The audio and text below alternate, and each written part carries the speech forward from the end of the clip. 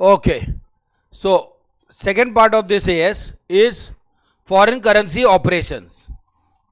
ठीक है, foreign currency what, जरा अभी सब लोग स्क्रीन पे आने का देखने का जो बता रहा हूं. Foreign currency operations are is a subsidiary, an associate, a joint venture, or a branch of the reporting enterprise, the activities of which are based or conducted in a country other than the country of the reporting enterprise. Easy. Suppose we are the reporting enterprise and our country is India, and we have a branch in USA.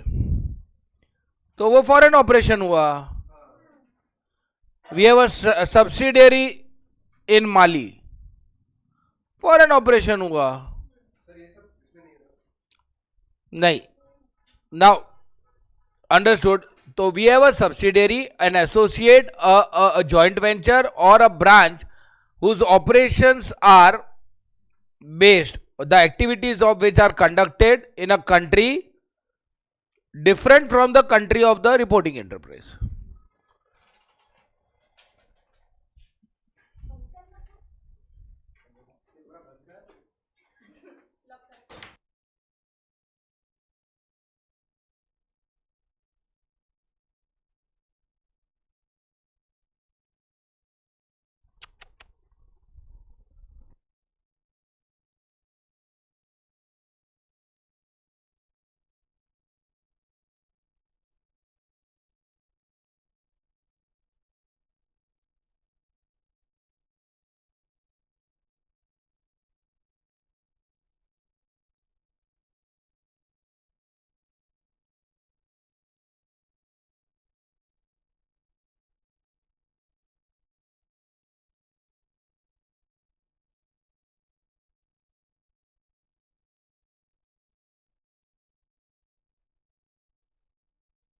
Okay, so beginning.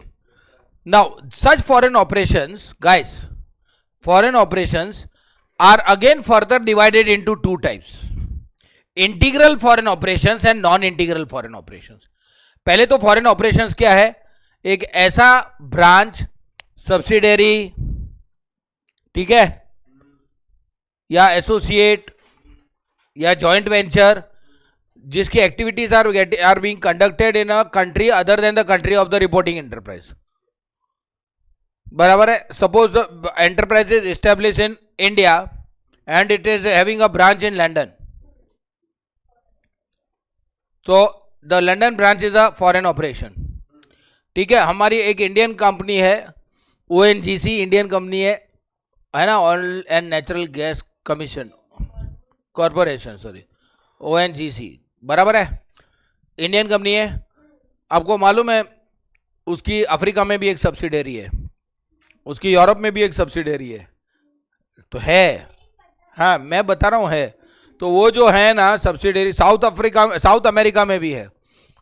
तो वो जो subsidiaries है तो वो foreign operations हुआ. बराबर है. Now foreign operations are of two types: integral foreign operation and non integral foreign operation. Foreign operation भी दो तरह के होते हैं, integral foreign operation and non integral foreign operation. Integral foreign operation वो फॉरेन ऑपरेशन होता है जिसके वहां जब कोई ट्रांजैक्शन या कोई चीज होती है तो उसका ऑलमोस्ट इमीडिएट इफेक्ट हमको पड़ता है.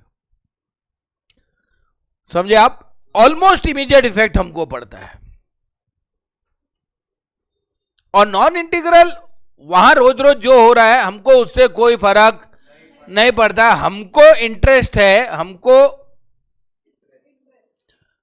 कि हमने जो पैसा उसमें लगाया वो कितना बढ़ रहा है. मतलब we are more concern with the investment in such foreign operation. बाकी वहां रोज रोज हो रहा है, हमको उससे कोई फर्क नहीं पड़ रहा है. बराबर है, अंडरस्टूड. इंटीग्रल फॉरेन ऑपरेशन एक ऐसा फॉरेन ऑपरेशन जो उसके वहां जो जो होते जा रहा है रोज रोज उसका ऑलमोस्ट इमीडिएट, मैं ये नहीं बोलता हूं इमीडिएट, ऑलमोस्ट इमीडिएट, आज का आज ही या एक दो दिन में, 3 दिन में उसका हमारे पे असर पड़ेगा. ठीक है. तो हम उसको क्या बोलेंगे? Integral foreign operation. बट हमारे को रोज रोज वहां जो हो रहा है उससे वी आर इंसुलेटेड, हमको फर्क नहीं पड़ रहा है। ओके हमको डायरेक्टली किससे मतलब है कि हमने जो पैसा इन्वेस्ट किया उसका क्या हो रहा है उधर, वो बढ़ रहा है कि नहीं बढ़ रहा है हमारा इन्वेस्टमेंट। तो फिर वो कौन सा ऑपरेशन हुआ, नॉन इंटीग्रल फॉरेन ऑपरेशन। नमूने के तौर पे यानी फॉर एग्जाम्पल, बात सुनो, हमने अफ्रीका में कंट्री है घाना, GHANA है, उस कंट्री में there is one thing which is very famous and that is cocoa beans. ठीक है ना, जिससे चॉकलेट बनता है। द मोस्ट प्रीमियम क्वालिटी वहां से आता है। तो हमने वहां पर एक ब्रांच डाला। हम यहां इंडिया में चॉकलेट्स बनाने की हमारी ढेर सारी अलग अलग पूरे इंडिया में फैक्ट्रियां हैं, हमने वहां पर ब्रांच डाला है। वो ब्रांच का काम है, वहां एक ब्रांच रखी है, एक ऑफिस रखी है, ब्रांच ऑफिस, उधर एक मैनेजर है, एक ऑफिस वर्क अकाउंटिंग वगैरह संभालने के लिए एक बंदा है, और एक प्यून है, बस 3 ही लोग हैं। उनका काम है वहां लोकली वो लोग कोको बीन्स प्रोक्योर करेंगे, खरीदेंगे, और वहां से वो लोग इंडिया हमको भेजेंगे, उधर से एक्सपोर्ट हो गए यहां इंपोर्ट हो जाएगा। उसका काम ही वो है। वो लोग वहां नेगोशिएट करेंगे, वो मैनेजर का काम ही वो है। वो branch is just setup, that branch office is setup only for the purpose of procurements of raw material, because that's our main ingredient, right, raw material. तो मेरी बात तो समझो, उधर इन 3 बंदों की सैलरी भी यहीं से इंडिया से ट्रांसफर होती है। वहां रोज जो मेजर खर्चा है उस ऑफिस का रेंट या जो भी, वो सब इंडिया से ट्रांसफर होता है, फंड्स डायरेक्टली पार्टीज को। सप्लायर को भी पेमेंट डायरेक्ट यहां से होता है, वहां से वो लोग खरीदते, हमको बता देते पेमेंट इतना करने का, हम डायरेक्ट सप्लायर को पेमेंट कर देते।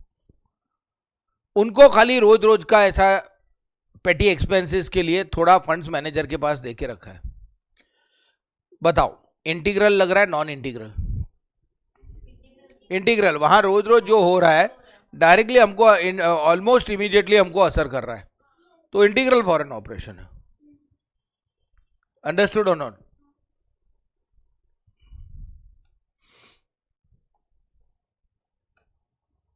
अच्छा अभी दूसरी, which is the only Chinese car making company to have established its factory in India?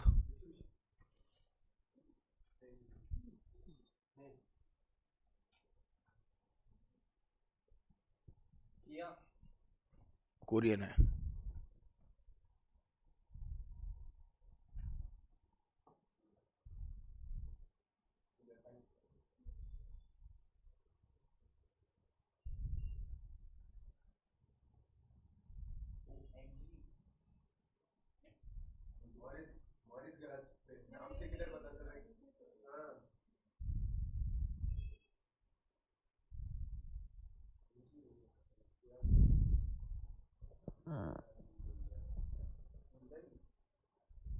नहीं ओके, फॉरगेट नहीं, मेरी बात सुन, चल MG का नाम निकला है तो forget that example, let's talk about MG only. Morris garage British company है, forget it, it's a British company, Morris garage is a British company. MG, ठीक है, विच हैज बिल्ट इट्स, उन्होंने इंडिया में एक सब्सिडरी डाला है, बराबर है। यहां की जो इंडियन सब्सिडियरी है वो इंडियन मार्केट के हिसाब से अपनी स्ट्रेटेजी खुद बनाता है, प्राइसिंग क्या रखना, क्या करना, बहुत सारे रॉ मटेरियल भी यहाँ लोकली ही प्रोक्योर होते हैं, यहीं बनता है, यहीं फैक्ट्री बनाया है, बराबर है, और यहीं से आजू बाजू के देशों में भी एक्सपोर्ट हो रहा है, एशियन कंट्रीज में, यहाँ बना के। हर कंट्री में थोड़ी ना फैक्ट्री डाल सकते हैं, तो इंडोनेशिया, फिलीपींस, यहाँ वहाँ इंडिया से ही जा रहा है। अब ये पेरेंट कंपनी उधर है, रिपोर्टिंग एंटरप्राइजेज इन यूके, उसकी सब्सिडरी है इंडिया में, तो ये फॉरेन ऑपरेशन हुआ उसके लिए, उनके लिए तो ये फॉरेन ऑपरेशन हुआ। क्या लग रहा है, integral non integral? Non integral. यहाँ रोज रोज क्या हो रहा है, किसको पगार पे रखा, क्या पगार पे रखा, या वहां से पैसे रोज रोज नहीं आ रहे, उन्होंने पैसा इन्वेस्ट किया, अभी उनको ये देखना है इन द लॉन्ग रन ये इन्वेस्टमेंट का क्या हुआ।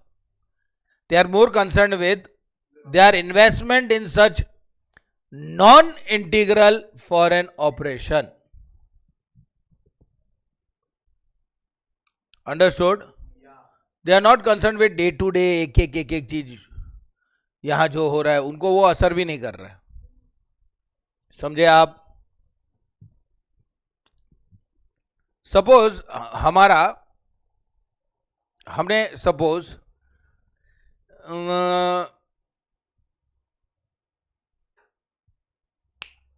ऑस्ट्रेलिया में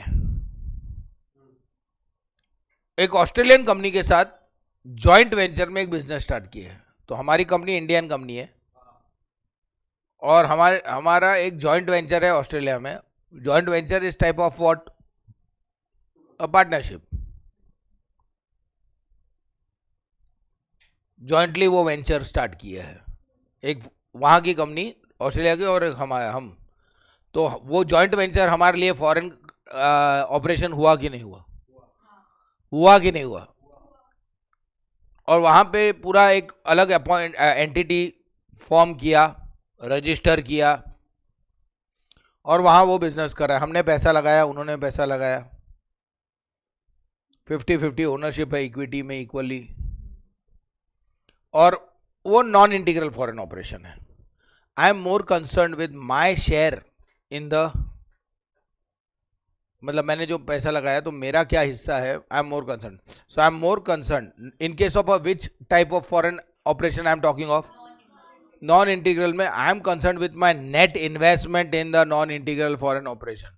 what is the net investment in the non integral foreign operation? मैंने हाईलाइट किया है, it is the reporting enterprise का शेयर, हिस्सा in the net assets of that operation. So I M अगर 60% ओनर, तो इन the net assets my share is 60%। Net assets है ना, assets minus liabilities. Net assets में मेरा कितना हिस्सा है? 60%। तो वो मेरा net investment in non integral. और मुझे इंटीग्रल फॉरेन ऑपरेशन में ना नेट इन्वेस्टमेंट वर्ड भी नहीं यूज किया ईसीएस में, क्योंकि वहां पर हमको हमारे इन्वेस्टमेंट से मतलब नहीं है, वहां रोज रोज जो हो रहा है वो हमको अफेक्ट कर रहा है।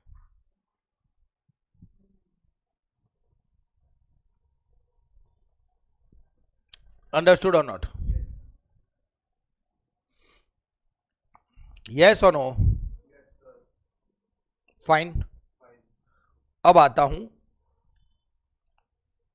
फॉरेन ऑपरेशंस के ट्रांजैक्शंस को कैसे रिकॉर्ड करना है। सिर्फ ट्रांजैक्शंस को ही नहीं जो वहां हो रहे हैं, एंड ऑफ द ईयर वो लोग वहां हिसाब रखेंगे कि नहीं। सपोज यूके में या ऑस्ट्रेलिया में है, तो ऑस्ट्रेलिया में कौन सी करेंसी होती है? Australian dollars. यूएस डॉलर्स अलग होता है, ऑस्ट्रेलियन डॉलर्स अलग होता है, कैनेडियन डॉलर्स अलग होता है। कई कंट्रीज में करेंसी को नाम डॉलर्स भले दिया लेकिन वो उधर की करेंसी है। हाँ, पाकिस्तान में भी रुपीस होता है, उधर भी करेंसी का नाम रुपीस ही है, और हमारे यहां भी नाम रुपीस है करेंसी का। तो सेम मतलब यहां की नोट वहां नहीं चलती, वहां की यहां नहीं चलती। वो नाम रखना, सेम रखने से क्या होता है?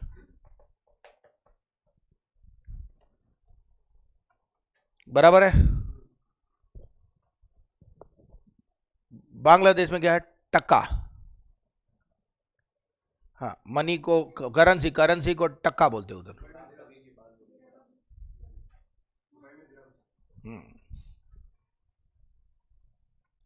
ठीक है, फिलहाल अब हम आते हैं किस पे? तो हमको दो चीजें सीखनी है अभी इन केस ऑफ फॉरेन ऑपरेशंस। दो चीजें सीखनी है गाइस, लिसन हियर। एक कि वहां जो ट्रांजैक्शंस हो रहा है उसको हम कैसे रिकॉर्ड करेंगे, और दूसरा and of the year, ultimately वो तो हम ही ओनर है ना उसके। तो एंड ऑफ द ईयर वो लोगों ने वहां जो हिसाब रखा होगा, एंड ऑफ द ईयर वो उसका पूरा ट्रायल बैलेंस मेरे को भेजेंगे, और मुझे पूरे ऑर्गेनाइजेशन का फाइनल अकाउंट्स बनाने का है यहां पर, और वो उस ऑर्गेनाइजेशन का पार्ट है। तो वो लोगों ने एंड ऑफ द ईयर मुझे ट्रायल बैलेंस भेज दिया, बट वो तो ऑस्ट्रेलियन डॉलर्स में है, तो उसको मैं फाइनेंशियल स्टेटमेंट्स में क्या रेट पे कन्वर्ट करके अपने बुक्स में इनकॉर्पोरेट करूं। दो चीज सीखनी है, समझे? वहां रोज रोज जो ट्रांजेक्शन हो रहा है वो यहां कैसे रिकॉर्ड होगा, एंड और एंड ऑफ द ईयर उनके बैलेंसेस को हमारे बुक्स में इनकॉर्पोरेट कैसे करना है। ठीक है, let's talk about integral foreign operation. Integral foreign operation कौन सा होता है, उसका हमको असर पड़ता है, मैं वही बोल रहा हूं, जिसपे वहां जो हो रहा है उसका ऑलमोस्ट इमीडिएट इफेक्ट हमको यहां आ रहा है। तो ऐसे फॉरेन ऑपरेशन को हम क्या बोलेंगे, इंटीग्रल फॉरेन ऑपरेशन में रोज रोज जो ट्रांजैक्शन हो रहा है ना, उसको यहां पर ऐसे रिकॉर्ड करो जैसे कि वो ट्रांजैक्शन यहीं से हुए थे।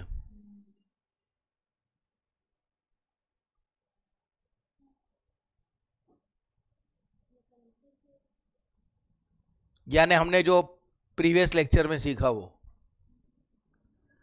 जैसे वो फॉरेन करेंसी ट्रांजैक्शंस यहीं से हुए थे, समझा? फॉरेन करेंसी ट्रांजैक्शन हम यहां से बैठ के करते तो कैसे करते हैं, monetary item, non monetary item, valuation date, transaction date, settlement date, वो जो सीखा ना फॉरेन, वहां पे ऑपरेशंस फॉरेन ऑपरेशंस है, बट इंटीग्रल फॉरेन ऑपरेशंस है। तो उधर रोज रोज हो रहा है, ऐसे रिकॉर्ड करो एज इफ को यहां से हो रहा था।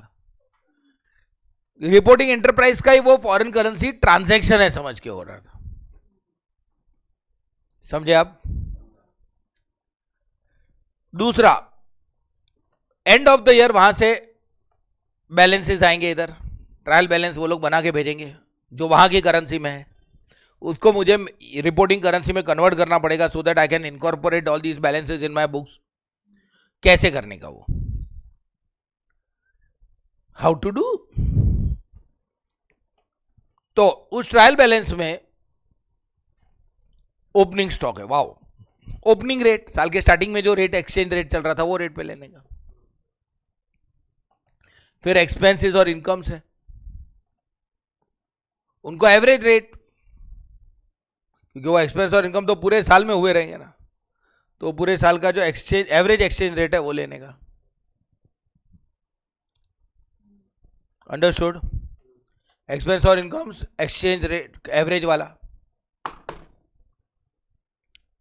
सुनो, current assets, current liabilities and long term liabilities, closing rate. कौन सा rate? Closing rate. Closing rate क्या? करंट एसेट्स, करंट लायबिलिटीज और लॉन्ग टर्म लायबिलिटीज को क्लोजिंग रेट। अगर हेड ऑफिस ने कुछ गुड्स ब्रांच को भेजे थे, तो ब्रांच के बुक्स में गुड्स फ्रॉम एचओ अकाउंट होगा जो डॉलर्स में है, लेकिन वो यहां पर एचओ ने भी तो रिकॉर्ड किया होगा goods send to branch account, तो वो इंडियन रुपीस का, उधर का जो डॉलर्स में है उसका इंडियन रुपीस तो है मेरे पास, तो सीधा वो अमाउंट रिप्लेस हो जाएगा। समझ रहे हो आप? बच गया क्या? फिक्स्ड एसेट्स और उसका डेप्रिसिएशन, हिस्टोरिकल रेट। कई साल पहले वो फिक्स्ड एसेट को जो रेट पे खरीदा गया था, बहुत साल पहले, उस दिन जो रेट चल रहा था ना, आज भी वही रेट पे वो कन्वर्ट होगा और उसका डेप्रिसिएशन भी वही रेट पे आएगा। हाँ, फिक्स्ड एसेट। डेप्रिसिएशन और किसका होता है? अंडरस्टूड? बताओ, end of the year trial balance आया, ओपनिंग स्टॉक को कौन से रेट पे लेना है? Opening rate. Beginning of the period जो रेट चल रहा था वो। Expenses and incomes, average rate of the period, average exchange rate of the period. फिर current assets, current liabilities and long term liabilities, closing exchange rate, या ठीक है, और फिक्स्ड एसेट्स एंड उसका डेप्रिसिएशन, वो जब एक्वायर किया था उस टाइम का रेट। अच्छा, ट्रायल बैलेंस डॉलर्स में आया, सुनो, टैली ट्रायल बैलेंस है ना मेरे पास, टैली पूरे को मैंने 40 रुपीज से मल्टीप्लाई किया तो वो भी टैली होगा, लेकिन कुछ कुछ चीज़ों को 40 से मल्टीप्लाई कर रहा हूँ, कुछ को 42 से मल्टीप्लाई कर रहा हूँ, कुछ को 46 से मल्टीप्लाई कर रहा हूँ, तो रुपीज़ में जब वो कन्वर्ट होके आएगा टैली होगा कि डिफरेंस है? डिफरेंस आएगा। तो वो फॉरेन एक्सचेंज ट्रांसलेशन लॉस या फॉरेन एक्सचेंज ट्रांसलेशन गेन है, लॉस या गेन है, डिपेंड कर रहा है वो ट्रायल बैलेंस में डिफरेंस डेबिट पे आ रहा है कि क्रेडिट पे आ रहा है। डेबिट पे आ रहा है तो लॉस है, क्रेडिट पे आ रहा है तो गेन है, और उसको नॉर्मल गेन या लॉस को फाइनल अकाउंट बनाते वक्त प्रॉफिट एंड लॉस अकाउंट में ट्रांसफर कर देंगे। समझे कि नहीं समझे? बताओ मैंने किसका बताया? कौन सा foreign operation? Integral foreign operation में वहां जो ट्रांजैक्शन हो रहा है एज इफ यहीं से फॉरेन करेंसी में ट्रांजैक्शन हो रहा था, एक तो पूरे साल वैसा रिकॉर्ड करो, एंड ऑफ द ईयर वहां से क्या आया है? ट्रायल बैलेंस आया है। उधर के बैलेंसेस को हमारे बुक्स में कन्वर्ट करके लिखना पड़ेगा रिपोर्टिंग करेंसी में, उसके रूल्स आप समझ गए। और फिर वो ट्रायल बैलेंस को कन्वर्ट करने के बाद जब टोटल मारेंगे तो वो टैली नहीं होगा, डिफरेंस आएगा। वो difference is either foreign exchange fluctuation loss और फॉरेन एक्सचेंज फ्लक्चुएशन गेन, जिसको हम फॉरेन एक्सचेंज FEF बोलते हैं ना। वो FEF अकाउंट था ना थोड़ी देर पहले प्रीवियस लेक्चर में, उसको फॉरेन एक्सचेंज ट्रांसलेशन अकाउंट भी बोल सकते हैं। तो वो फॉरेन एक्सचेंज ट्रांसलेशन लॉस या फॉरेन एक्सचेंज ट्रांसलेशन गेन में डालेंगे, विच अल्टीमेटली वो फाइनल अकाउंट बनाते वक्त प्रॉफिट एंड लॉस अकाउंट में चला जाएगा। Is that okay? अब आते हैं नॉन इंटीग्रल फॉरेन ऑपरेशन। किस पे? Non integral foreign operation. उसमें वहां जो जो रोज रोज होते जा रहा है रिकॉर्ड ही मत करो, वो रिपोर्टिंग इंटरप्राइज रिकॉर्ड ही नहीं करेगा, क्योंकि हमको मतलब ही नहीं है ना वहां जो जो रोज रोज हो रहा है, फॉरगेट इट। लेकिन एंड ऑफ द ईयर उसका भी ट्रायल बैलेंस आएगा। नॉन इंटीग्रल की बात चल रही है, किसकी बात चल रही है? ट्रायल बैलेंस आया, क्या करना उसको? सब रूल सेम है कन्वर्जन के, except for 2 things, fixed assets और उसका डेप्रिसिएशन भी क्लोजिंग रेट। उसका डेप्रिसिएशन मैंने इंटीग्रल क्या बोला था? इंटीग्रल फॉरेन ऑपरेशन में क्या बोला था? हिस्टोरिकल रेट, जो जिस दिन वो खरीदा गया था कई साल पहले फिक्स एसेट, उस दिन जो रेट चल रहा था, एक्सचेंज रेट था, वो रेट अभी तक चल रहेगा, उसका डेप्रिसिएशन भी। यहाँ नॉन इंटीग्रल में मैं क्या बोला? फिक्स एसेट और उसका डेप्रिसिएशन भी क्लोजिंग रेट। ये एक डिफरेंस। और दूसरा डिफरेंस, ट्रायल बैलेंस में जो डिफरेंस आएगा वो फॉरेन करेंसी ट्रांसलेशन रिजर्व नाम के रिजर्व में डाल के रखने का, और वो रिजर्व कैरी फॉरवर्ड होते रहेगा। कभी उसमें डेबिट बैलेंस हो जाएगा, एसेट पे दिखाएंगे, कभी क्रेडिट बैलेंस हो जाएगा तो लायबिलिटी पे दिखाएंगे, डिपेंड डेबिट पे या क्रेडिट पे।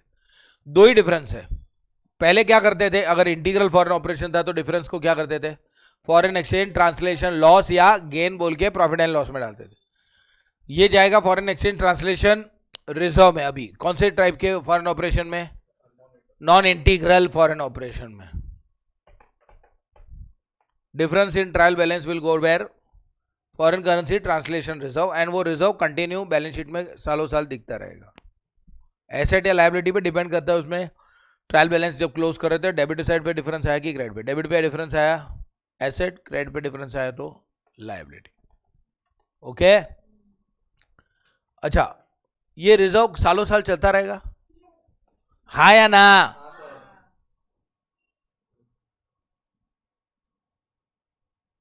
कब तक?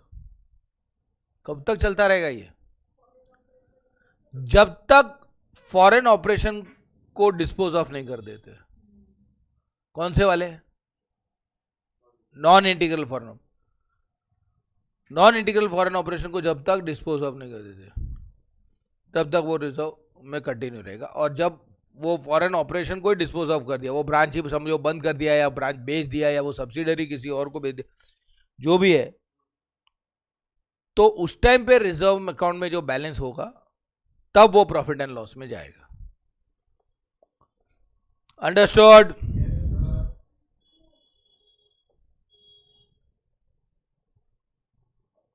इसके अलावा एएस आप जब पढ़ोगे तो आपको मालूम, एक्चुअल एएस जो पैरा 1 पैरा 2 ऐसा, वो उसको पढ़ोगे तो आपको कुछ और भी मालूम पड़ेगा। क्या और मालूम पड़ेगा? एक चीज ये मालूम पड़ेगी, उसमें लिखा होगा कि कुछ चीजें ऐसी होती है जैसे क्लोजिंग स्टॉक, उसको कॉस्ट और नेट रियलाइजेबल इज लेस पे, तो अगर लेस पे वैल्यू करते हैं तो जिस दिन वो नई वैल्यू डिटरमाइन की थी वो रेट लेने का।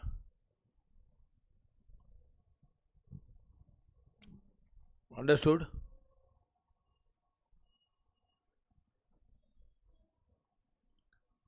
क्लियर है?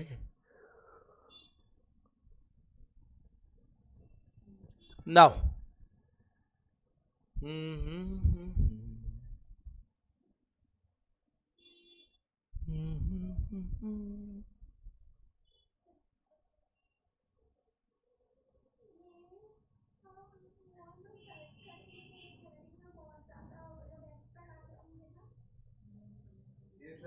हाँ, AS11 में एक एक पैरा पढ़ोगे तो आपको जो पूरा मेन है, हार्ट ऑफ इट, वो मैंने पूरा बता दिया।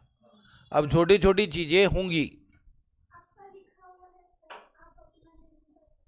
नहीं है, होता तो दे देता।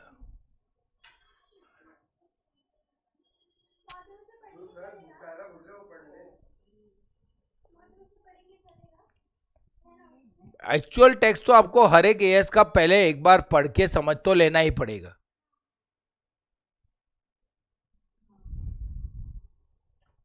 ठीक है, तो ये पार्ट 2 हो गया।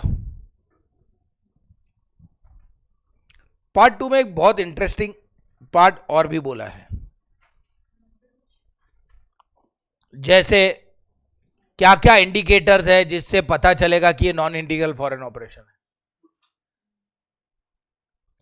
मतलब जब डिसाइड करना होता है कि ये इंटीग्रल है या, तो क्या क्या ऐसे इंडिकेटर्स है जिससे पता चलेगा कि ये नॉन इंटीग्रल है, ऐसा करके कुछ पॉइंट्स दिए हैं।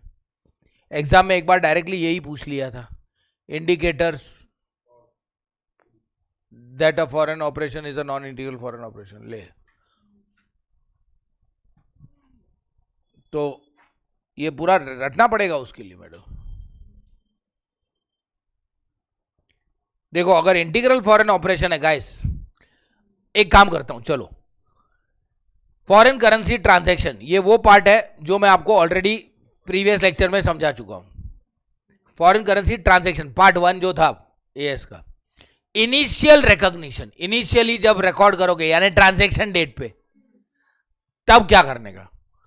A foreign currency transaction is a transaction which is denominated or is required to be settled in foreign currency, including transaction arising, ये examples दे रहे, पहले तो introduction दे रहे जैसे कि foreign currency transactions होते क्या, which are denominated or required to be settled in foreign currency, including transactions like buying and selling of goods and services whose price is denominated in foreign currency, या तो आपने बोरो किया या किसी को loan दिया है which is receivable or payable in foreign currency, yeah, you have become party to an unperformed forward exchange contract,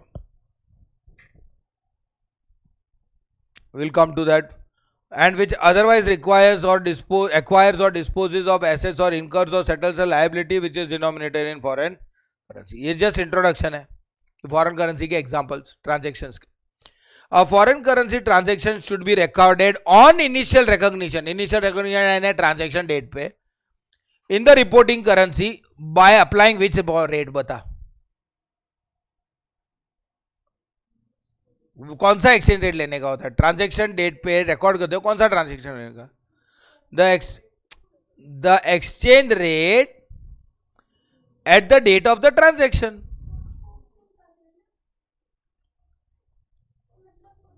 transaction date पे फॉरेन करेंसी ट्रांजैक्शन को रिकॉर्ड करने का है कौन से रेट पे, ट्रांजैक्शन डेट पे जो एक्सचेंज रेट था वो रेट पे मैंने हाईलाइट किया, दो अलग अलग सेंटेंस थोड़ा, recorded at the amount of record the amount at the exchange rate at the date of the transaction, बराबर है। लेकिन ये पैरा 10 क्या बोल रहा है मालूम है, कभी कभी ट्रांजैक्शन डेट वाला रेट नहीं भी ले सकते। अगर आपको लगता है कि ये रेट अनरियलिस्टिक है और फ्यूचर में सेटल इस रेट पे कभी होने वाला नहीं है, समझ रहे हो क्या बोल रहा हूं, तो फिर आप वो ट्रांजैक्शन डेट मत लो, उसके बदले उस हफ्ते का या उस महीने का एवरेज रेट लेके ट्रांजैक्शन रिकॉर्ड करो। लेकिन लेकिन लेकिन अगर एक्सचेंज रेट काफी सिग्निफिकेंटली फ्लक्चुएट होता है तो फिर ट्रांजैक्शन डेट वाला ही रेट लेना, एवरेज नहीं लेना। अंडरस्टूड? हेलो? किसी वजह से फॉर सम रीजन, ठीक है, अचानक अमेरिका और रशिया के बीच तनाव बढ़ गया, ऐसे ही वॉर हुआ नहीं पर ऐसे बहुत तनाव बढ़ गया, ऐसा लगता है भाई वॉर भी हुआ है, वॉर हो जाएगा, उसके वजह से एक्सचेंज रेट उस टाइम पे बहुत फ्लक्चुएट हो गया था। और मुझे नहीं लगता है 3 महीने बाद जब मुझे पेमेंट करना है या मुझे पैसा मिलने वाला है तो ये रेट तो अनरियलिस्टिक है। तो फिर ये रेट अभी का ना लेते हुए लास्ट कुछ टाइम का एवरेज ले लूं और रिकॉर्ड करूं ट्रांजैक्शन डेट पे, तो वो ज्यादा सही रहेगा। समझे? ऐसा बोल रहे हैं लोग, बाकी समझे? फिर reporting at each subsequent balance sheet date, यानी रिपोर्टिंग डेट, वैल्यूएशन डेट रे, हर वैल्यूएशन डेट पे क्या करने का, फॉरेन करेंसी वाली मॉनेटरी आइटम को रिवैल्यू करने का एट क्लोजिंग रेट।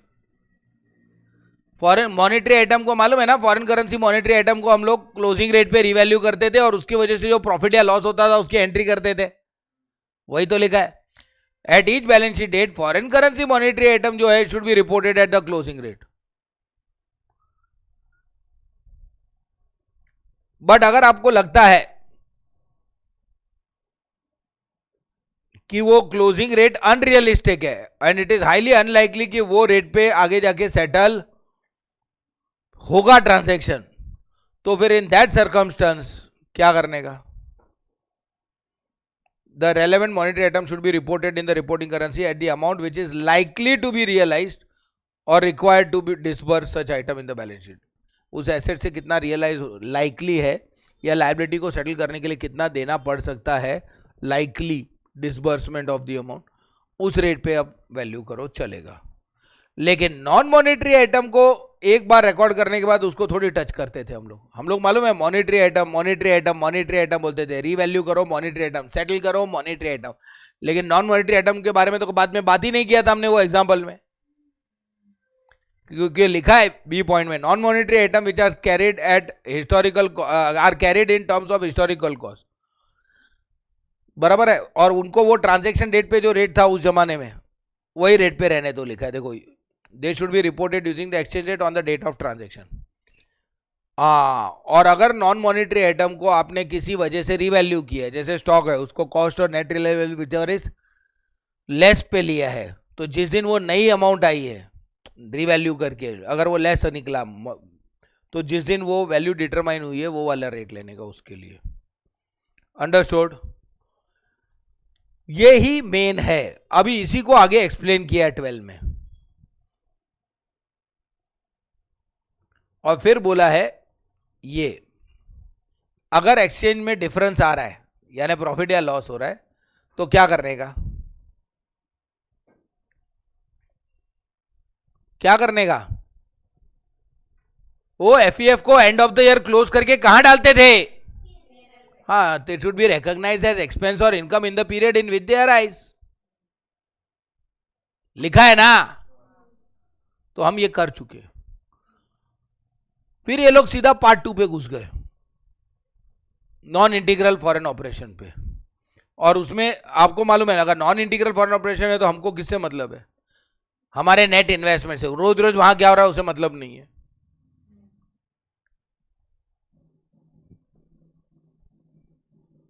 बराबर है?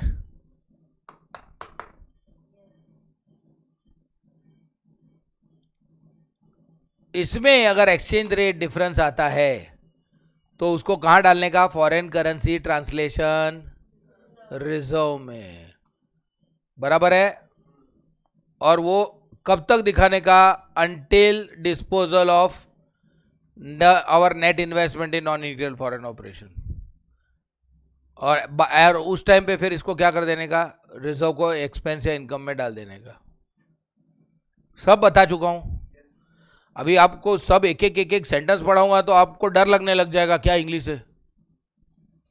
तो जो मेन मैंने मैं हाईलाइट करके बता रहा हूं, आप अंडरलाइन कर ही रहे होंगे, वेरी गुड।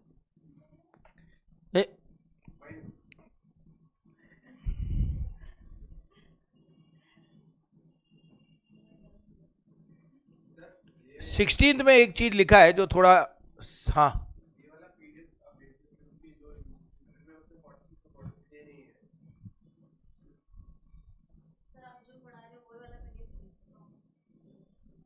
लेसन,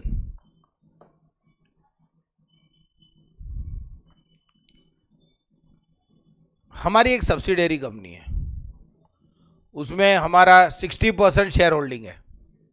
तो 60% शेयर होल्डिंग एक्वायर करने के लिए हमने पैसे इन्वेस्ट किए कि नहीं, और वो नॉन इंटीग्रल फॉरेन ऑपरेशन है। तो we are talking about net investment in the non integral foreign operation, suppose we are talking about that.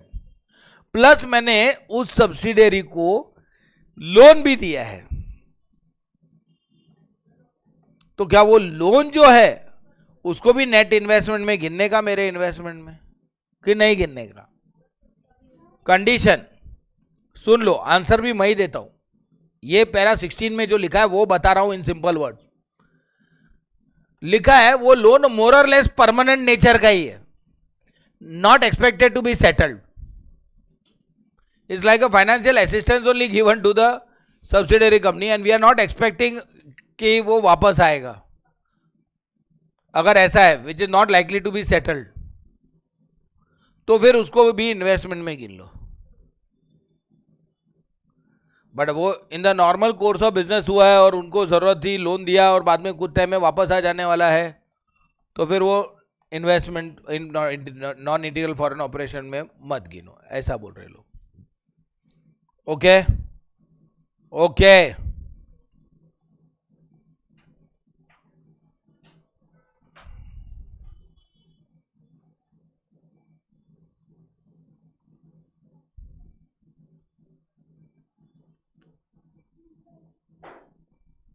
फिर financial statements of foreign operation. ओ एंड ऑफ द ईयर वो लोग अपना finance statement भेजेंगे ना, like मैंने आपको एग्जांपल दिया, ट्रायल बैलेंस भेजा, तो उसको कैसे कन्वर्ट करने का, तो पहले ही उन लोगों ने शुरू किया कि वो डिपेंड करता है क्लासिफिकेशन पे, इंटीग्रल है या नॉन इंटीग्रल है।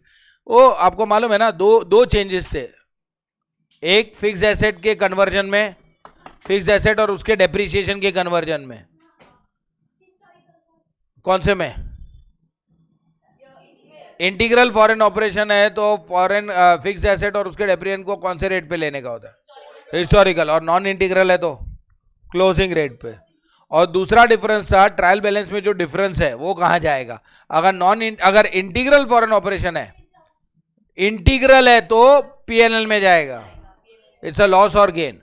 नॉन इंटीग्रल है तो वो रिजर्व में जाएगा, फॉरेन करेंसी ट्रांसलेशन रिजर्व।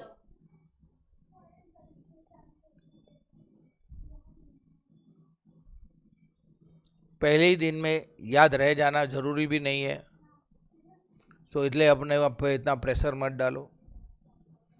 तो इन्होंने क्या बोला कि फाइनेंशियल स्टेटमेंट को कैसे कन्वर्ट करना है, उसके लिए पहले क्लासिफिकेशन करना पड़ेगा कि वो इंटीग्रल है या नॉन इंटीग्रल है। और उसी में चलते चलते बोलते बोलते बोलते बोलते उन्होंने बता दिया कि ये वो इंडिकेटर्स है जिससे हमको पता लग सकता है कि ये इंटीग्रल है या नॉन इंटीग्रल है। ये नॉन इंटीग्रल के इंडिकेटर्स बताए हैं, ठीक है। फिर इंटीग्रल के बारे में बात कर रहे हैं, और इंटीग्रल में देख सबसे पहले इन्होंने क्या बोल दिया है, the financial statements of the integral foreign operation should be translated using the principles and procedures of para 8 से लेके 16 तक का। और 8 से 16 में क्या था मालूम, फॉरेन करेंसी ट्रांजैक्शन था। फॉरेन करेंसी ट्रांजैक्शन मतलब ये लोग ये बोलना चाहते हैं कि उधर के जो फाइनेंशियल स्टेटमेंट्स इधर आए हैं उनको वैसे ही समझ के रिकॉर्ड करो एज इफ कि वो ट्रांजेक्शन यहीं से हुए थे। फॉरेन करेंसी ट्रांजेक्शन्स को कैसे रिकॉर्ड करते हो, वैसे ही financial statement of integral foreign operation को रिकॉर्ड करो। बात हुई थी ये, बराबर है कि नहीं? फिर नॉन इंटीग्रल में क्या करना है, चाहे मॉनेटरी हो नॉन मॉनेटरी हो, सारे एसेट्स को देखो क्लोजिंग रेट पे लेना है। एक्सपेंसेस और इनकम्स को कौन से रेट पे लेना है, एक्चुअल डेट पे, और एक्चुअल नहीं मिल सकता तो एवरेज। एक्चुअली मैंने आपको ये बताना भूल गया, एक्सपेंसेस एंड इनकम्स चाहे इंटीग्रल फॉरेन ऑपरेशन हो या नॉन इंटीग्रल हो, एग्जैक्ट डेट पे लेना है। बट एग्जैक्ट डेट देखो, पूरे साल भर में हमने कई बार सैलरी पे की है, कई बार प्रिंटिंग स्टेशनरी पे खर्चा किया है, तो जो एग्जैक्ट डेट पे जो ट्रांजैक्शन जितने डॉलर्स का हुआ रहेगा अलग अलग डेट्स पे, उस टाइम पे जो जो डेट्स होंगे वो रेट पे लेने का एक्चुअल, ऐसे वो ट्रांजैक्शन यहीं से हुए। हाँ, एक्सपेंस इनकम। बट क्या है, आपको एग्जाम में क्या करेंगे मालूम है? नहीं, ट्रायल बैलेंस दिया है, उसमें प्रिंटिंग एंड स्टेशनरी है। अभी वो प्रिंटिंग एंड स्टेशनरी तो ट्रायल बैलेंस में वो तो पूरे साल की अमाउंट, वो अलग अलग 20 पार्ट में थोड़ा थोड़ा पे किया होगा पूरे साल में प्रिंटिंग का, तो हमको कितना रेट देंगे क्वेश्चन में? एक क्वेश्चन में पूरा 10 पेज भर जाएगा, और एक एक ट्रांजेक्शन की डेट कहां से देते रहेंगे वो लोग। तो प्रैक्टिकली हमको क्वेश्चंस देंगे ना, तो हमको एवरेज रेट ही दे देंगे, तो हम वो ले लेंगे, ठीक है। और फिर जो डिफरेंस आएगा वो फॉरेन करेंसी ट्रांसलेशन रिजर्व में रखना है। कब तक? Until the disposal of net investment, जब तक ये हमारा इन्वेस्टमेंट है उस फॉरेन ऑपरेशन में। हाँ, ये नॉन रिजर्व, नॉन इंटीग्रल, बराबर है।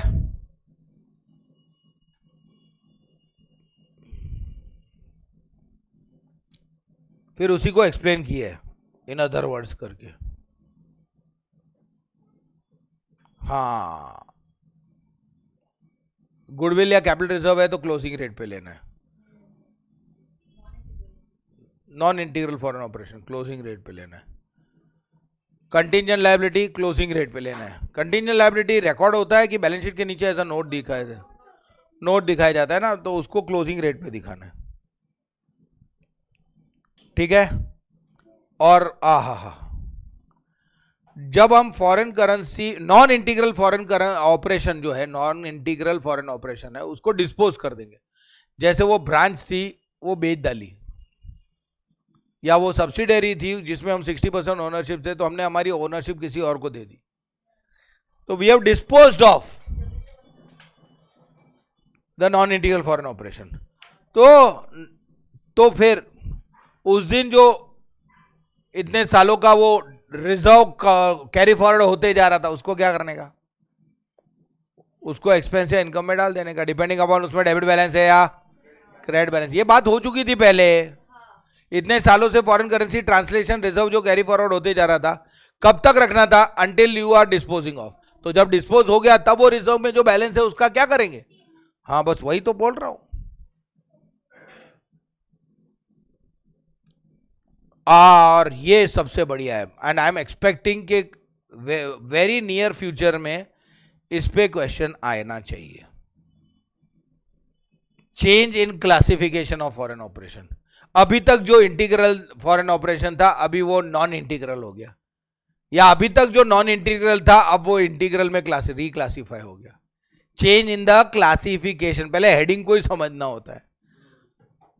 Foreign operations are classified into two ना, integral and non integral. Change in classification,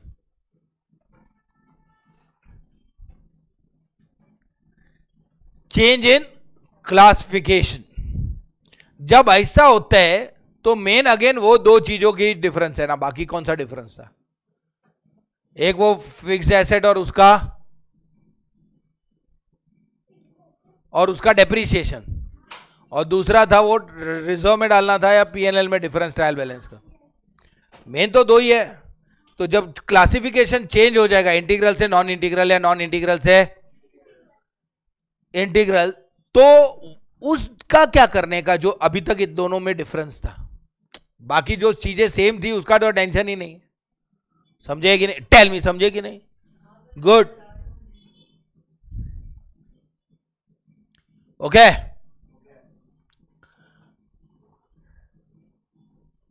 ओह, पहले इतना पढ़ो जो मैंने हाईलाइट किया। When a foreign operation that is integral foreign operation is reclassified as what? As a non integral foreign. अभी तक क्या था? और अब क्या हो जाएगा?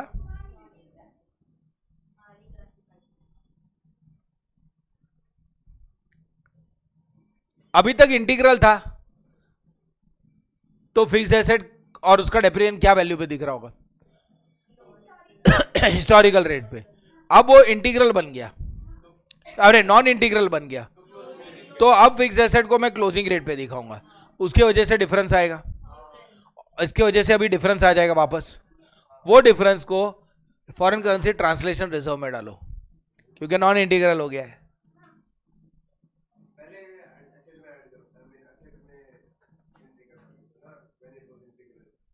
इंटीग्रल था तो हमने फिक्स एसेट को हिस्टोरिकल रेट पे दिखा था। अब जब नॉन इंटीग्रल हो गया तो उसको मुझे क्लोजिंग रेट पे लाना है कि नहीं लाना है? लाना है कि नहीं लाना है? तो वो लेके आएंगे तो डिफरेंस अराइज होगा, वो difference foreign currency translation reserve में डालो, खत्म। और बाई अब ये पढ़ो, जब नॉन इंटीग्रल इंटीग्रल में कन्वर्ट होता है,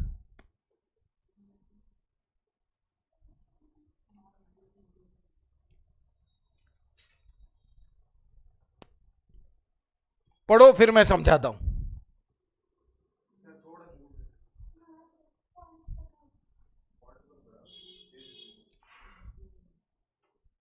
प्रॉब्लम इज वो बाहर जा रहा है।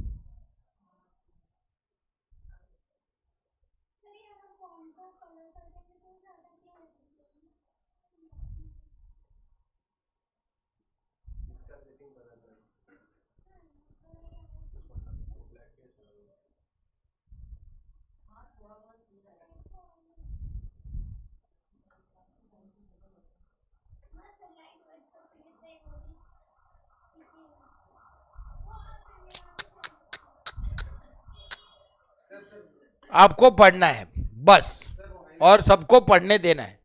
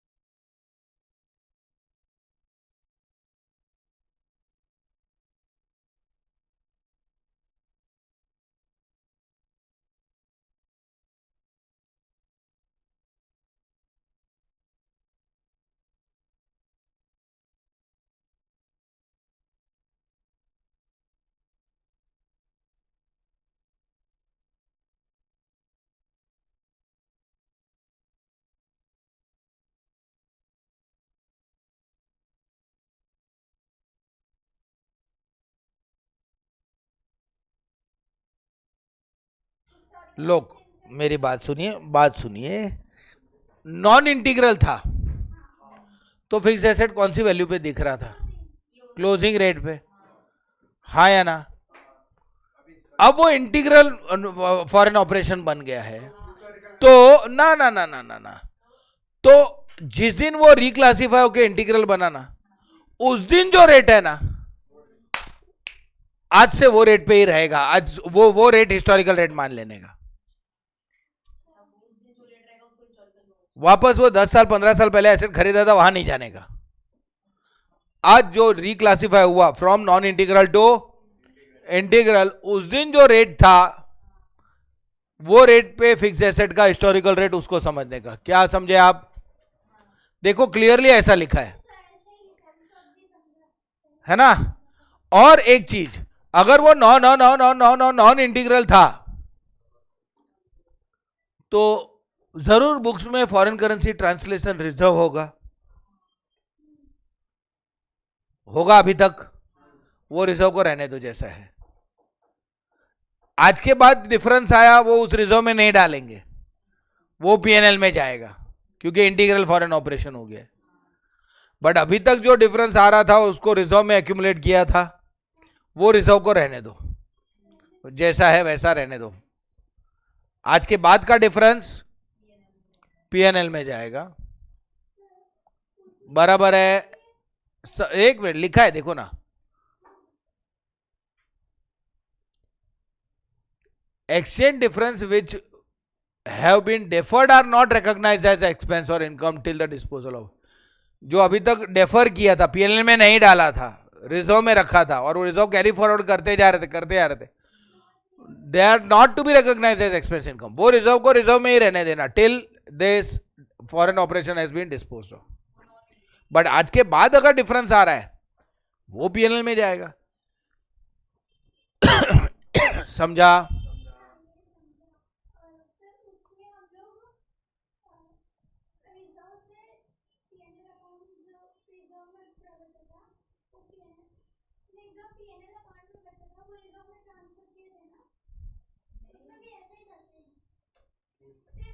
था ही नहीं ऐसा कुछ। मैंने आपको बोला गाइस, चलो let's again start with this paragraph from here. इसलिए ये यहां से ही ये पैराग्राफ मेन स्टार्ट होता है।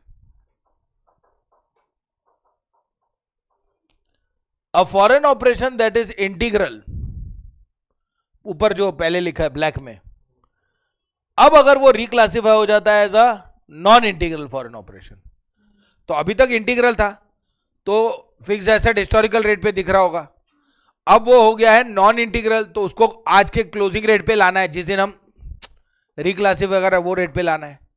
तो लेके आओ फिक्स एसेट को रेट पे लेके आओ, और उसके वजह से जो डिफरेंस आ रहा है वो फॉरेन करेंसी ट्रांसलेशन रिजर्व में लेके जाओ। और आज के बाद तो वैसे भी डिफरेंस को फॉरेन करेंसी ट्रांसलेशन रिजर्व में ही डालना है क्योंकि नॉन इंटीग्रल हो गया।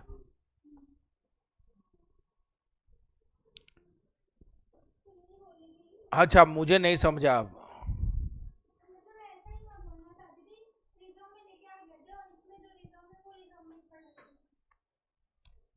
आपने ऐसा नहीं बोला था, आपने बोला था जो पीएनएल में डाला था वो रिजर्व में लेके आना है। नहीं, इतने सालों से जो पीएनएल में गया वो रिजर्व में नहीं लाना है, वो गया, भूल जाओ ना उसे, उसको निकाल के रिजर्व में नहीं लाना है इतने सालों का। खाली ये फिक्स एसेट को हिस्टोरिकल से आज के रेट पे लेके आना पड़ेगा। सिर्फ उतना जो डिफरेंस अब भी हुआ राइज, उससे हम रिजर्व की बोनी करेंगे, और फिर आज के बाद तो जो भी डिफरेंस आने वाला है वो वैसे भी रिजर्व में ही जाने वाला है क्योंकि नॉन इंटीग्रल हो गया। मैंने, आपने वही नहीं बोला था, आपने बोला था पीएनएल वाला रिजर्व में ट्रांसफर करेंगे। नहीं, वो नहीं होगा। मैं जवाब दे रहा हूं, नहीं होगा वो ऐसा।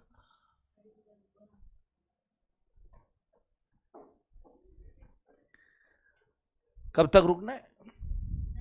नहीं,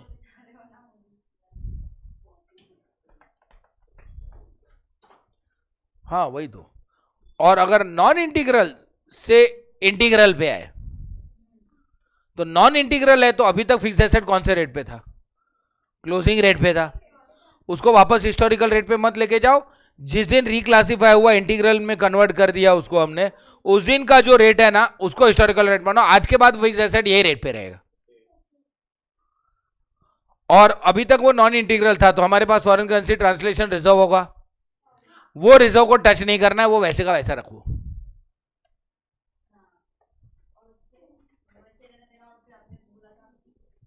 आज के बाद तो वैसे भी डिफरेंस आने वाला है, वो हम रिजर्व में नहीं डालेंगे, वो पीएनएल में जाएगा क्योंकि इंटीग्रल हो चुका है।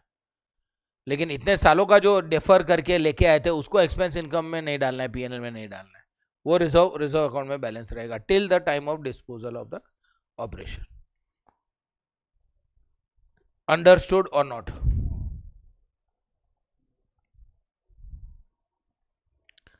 Last part, third part of this AS is forward exchange contracts.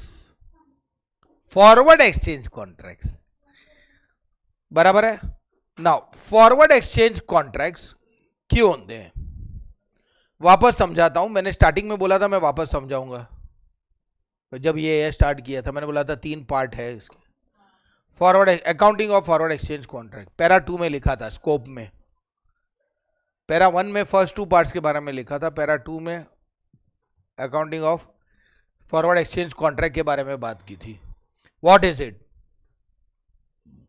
तो मैंने आपको बोला था कि मुझे कुछ टाइम बाद फॉरेन करेंसी मिलने वाला है या मुझे पे करने के लिए फॉरेन करेंसी लगेगा 2-3 महीने बाद, 4 महीने बाद ऐसा. तब तक अगर एक्सचेंज रेट बहुत फ्लक्चुएट हो गया तो मुझे फायदा भी हो सकता है, नुकसान भी हो सकता है. तो वो टेंशन लेके रोज रोज ऐसा एक्सचेंज रेट कम ज्यादा होते जा रहा है और हमारा टेंशन बढ़ते जा रहा है, या बीच बीच में खुश भी होते जा रहे हैं हम लोग. खुश तो बहुत हो गए ना तुम, ऐसा ठीक है. तो ये सब रोज रोज का नहीं मांगता है. हाँ, मगजमारी.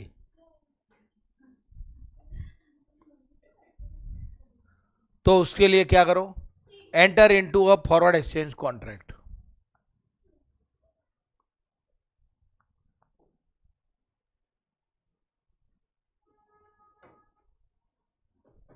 What is a forward exchange contract? चलो एक बार डेफिनेशन पैरा 7 में जाके पढ़ लेते हैं.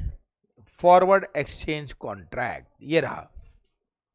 It means an agreement to exchange different currencies at a forward rate. तो अभी ये फॉरवर्ड रेट क्या होता है? Next definition, forward rate is the rate specified exchange rate of two currencies at a specified future date.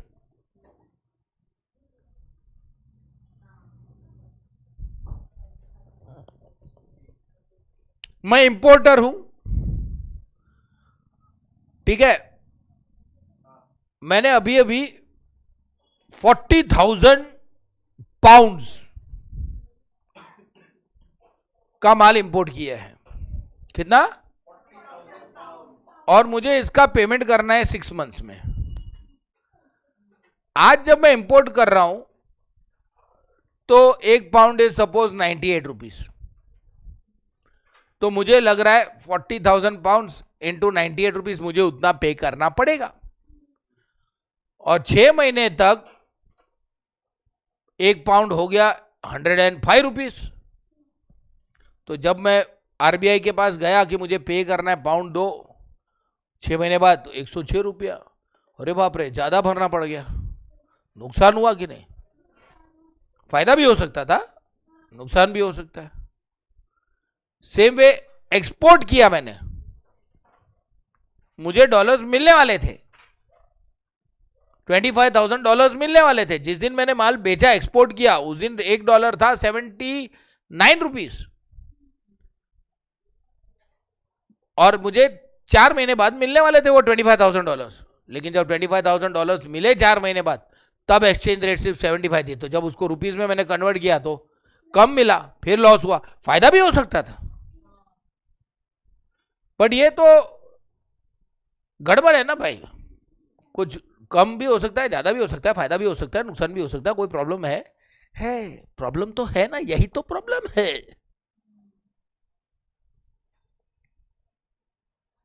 This is the problem.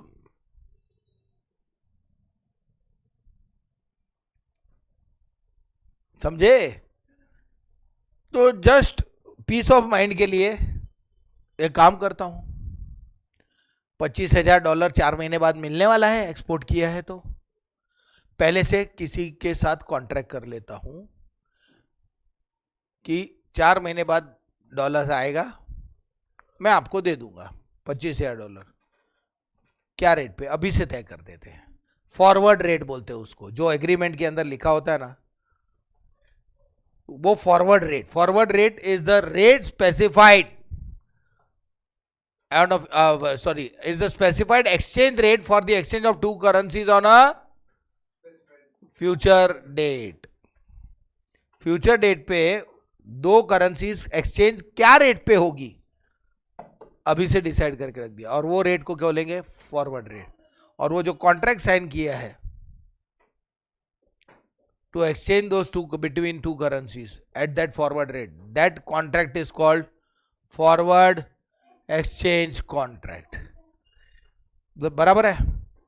अब है ना, ये फॉरवर्ड एक्सचेंज कॉन्ट्रैक्ट है ना, वो भी दो तरह के होते हैं, speculative motive and other than speculative motive. Speculative motive मतलब वो जैसा सट्टा लगाते हैं ना वैसा, स्पेक्युलेशन, सट्टा बाजारी। ओ वेजरिंग,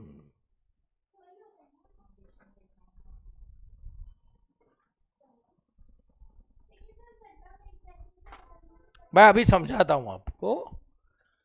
स्पेक्युलेटिव बिजनेस किसको बोलते हैं, या sorry, forward exchange contract with speculative motive. Example देता हूं,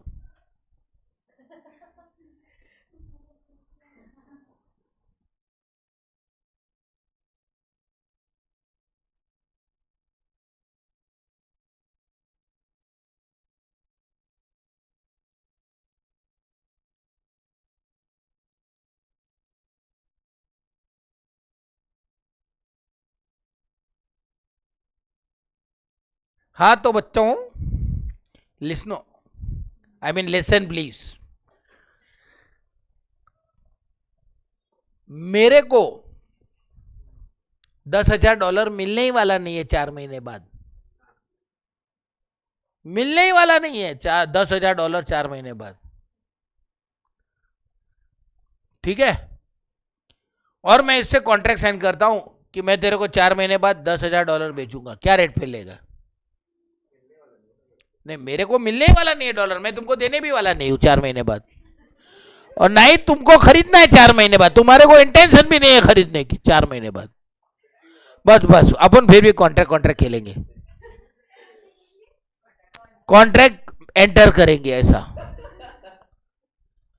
we are the two parties to the contract, क्या पार्टी, अंडरस्टूड।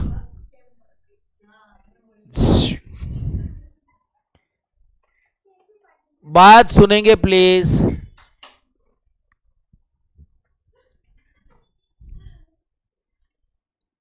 मुझे $10,000 मिलने ही वाले नहीं है,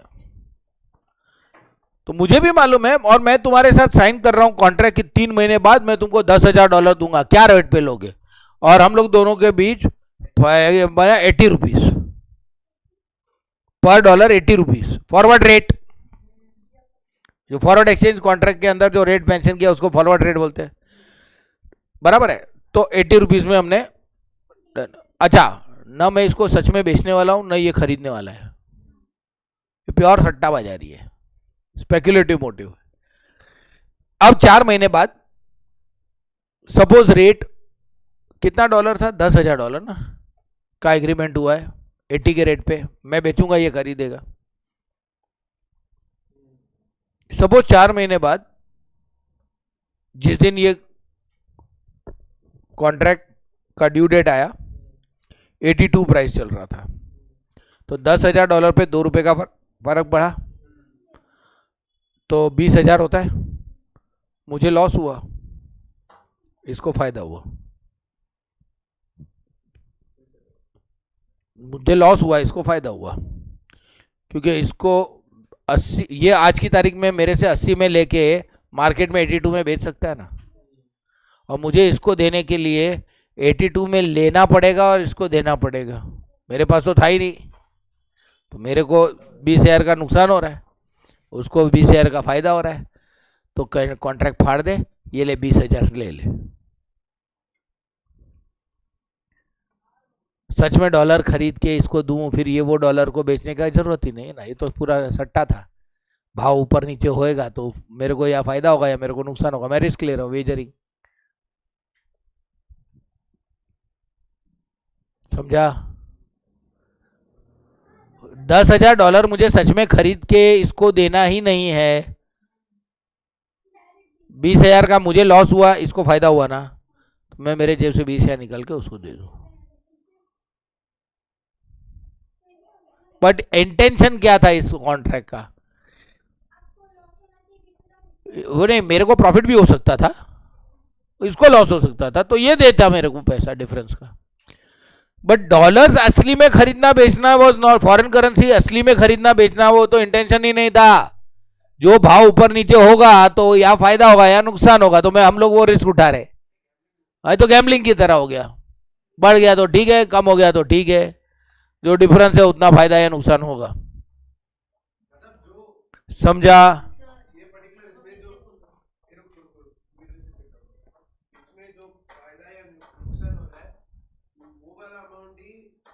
खाली एक दूसरे को दे देने का, बस खत्म मैटर, कॉन्ट्रैक्ट इज ओवर। देखो मैडम, मैंने तो इसको कमिट किया है ना कि मैं $10,000 क्या भाव पे दूंगा, 80, बराबर है। तो अभी आज ड्यू डेट आ गई, 4 महीने खत्म, मुझे मार्केट से आज क्या भाव चल रहा है, 82, तो मुझे मार्केट से $10,000 82 के भाव खरीद के फिर मुझे इसको देना पड़ेगा, और वो उसका मुझे को 80 देगा खाली, तो मुझे ₹2 का नुकसान हुआ कि नहीं? और मैं 82 के भाव पे डॉलर खरीदूंगा मार्केट से $10,000, और फिर कॉन्ट्रैक्ट है तो मुझे तो उसको वो देने ही पड़ेंगे 80 में, तो ये मेरे को 80 ही देगा खाली उसका, तो मेरे को $1 पे ₹2 का हिसाब से $10,000 का 20,000 का नुकसान हुआ कि नहीं? और मेरे से ये 80 में खरीदे के ये तुरंत मार्केट में 82 में बेच देगा, तो इसको ₹2 इंटू 10,000 20,000 का प्रॉफिट होगा। तो ये सब खरीदना फिर तेरे को दूं फिर तू उसको बेचे, झंझट ही नहीं। मेरे को 20,000 का नुकसान हुआ है, तेरे को 20,000 का फायदा हुआ है, 20,000 मैं उसको दे दूंगा। असली में डॉलर खरीदना बेचना इंटेंशन ही नहीं था, कॉन्ट्रैक्ट साइन करते वक्त ही इंटेंशन नहीं था। हम लोग को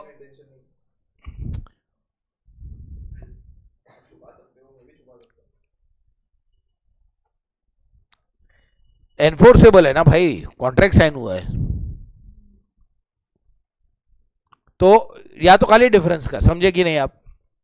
तो मतलब ये पूरा एक्चुअली गैम्बलिंग ही हुआ ना एक तरह से, भाव कम हो रहा है बढ़ रहा है क्या होने वाला है उसके हिसाब से।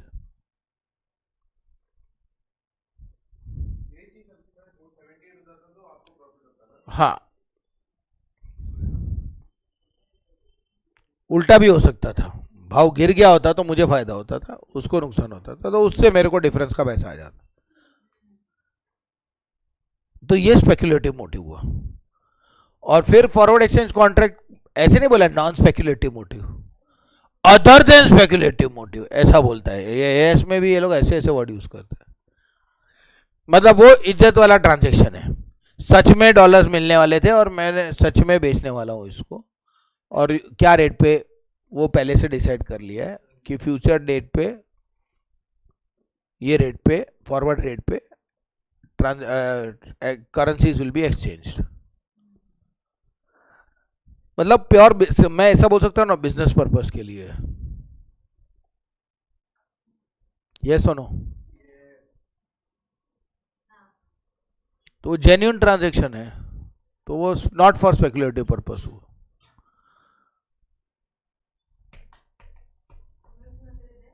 पता नहीं।